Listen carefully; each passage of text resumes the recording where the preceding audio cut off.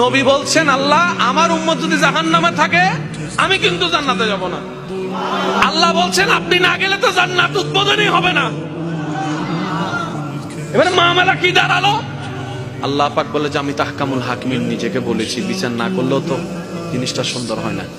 অনবী একটা কাজ করেন, ওয়ালা সাউফা ইউতিকা রাব্বুকা ফাতারদা, আমি কাউকে বলি নাই, আপনাকে না বলেছি। ওমা আরসালনাকা ইল্লা রাহমাতাল লিল আলামিন, কারো সম্পর্কে নাজিল করি নাই, আপনাকে দিয়েছি।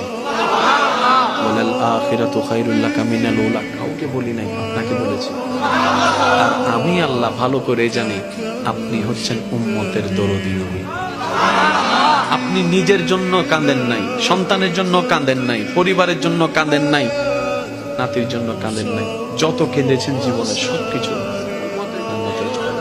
এমনকি হাসরের ময়দানে যখন সর্বপ্রথম আমাদের নবীকে আল্লাহর হুকুমে তোলা হবে,